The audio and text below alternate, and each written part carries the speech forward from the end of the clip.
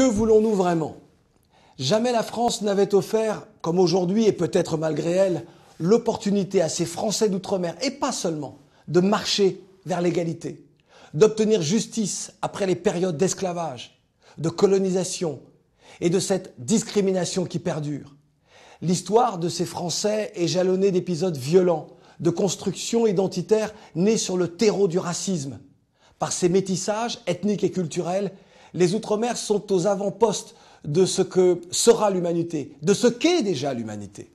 Rencontre de plusieurs peuples pour, sur chaque terre, n'en faire qu'un. Aujourd'hui, il nous faut bâtir sur des sociétés minées par les inégalités, puis ébranlées par les revendications légitimes des couches populaires contre la vie chère et pour l'égalité. Souvenez-vous des 20 janvier 2009 en Guadeloupe et 5 février en Martinique.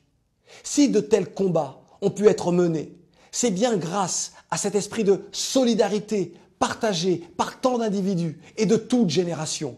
C'est aussi la même détermination qui a conduit ces femmes et ces hommes à participer aux États généraux de l'Outre-mer, tous décidés à changer la perception des uns sur les autres, des êtres convaincus de pouvoir faire évoluer notre société, voire de la repenser.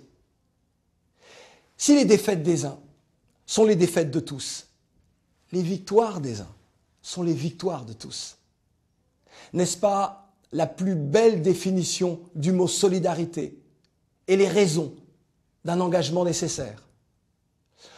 Nous n'avons pas le droit de léguer à nos enfants la réalité française telle que nous en avons hérité. Je suis déterminé à agir, convaincre et mettre fin à la fatalité des générations sacrifiées. Pour cela, nous devons être solidaires, impérativement. C'est notre devoir envers les générations futures, justement. Je sais que mon choix d'avoir accepté une telle mission de délégué interministériel pour l'égalité des chances des Français d'outre-mer a dérouté certains militants qui, comme moi, sont intransigeants envers les gouvernements, tous les gouvernements, sur la problématique de l'égalité. Et je le répète, les hommes de droite comme de gauche ont encore beaucoup à faire.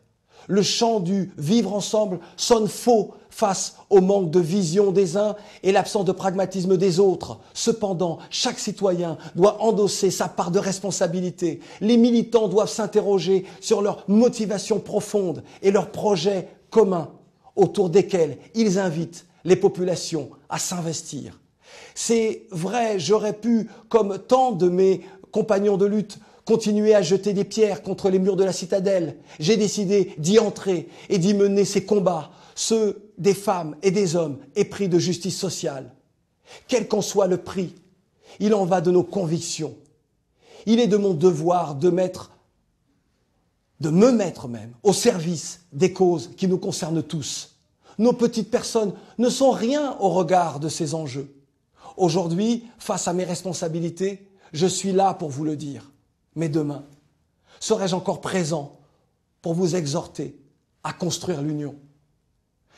Chacun est libre de lutter pour ses opinions et d'appliquer ses stratégies, de vouloir et de croire qu'il peut changer le monde.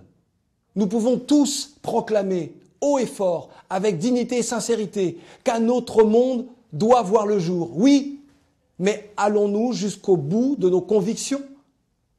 Didier Awadi, le célèbre rappeur sénégalais, a raison, un autre monde est possible. Mais chaque parcelle d'égalité est une victoire remportée de haute lutte. Seul l'esprit de solidarité peut nous permettre d'accéder à ce bel idéal universel de liberté, d'égalité, de fraternité. Steve Biko disait qu'il est préférable de marcher un jour debout que 1000 ans couchés. Permettez-moi d'ajouter que s'unir pour bâtir, c'est grandir ensemble.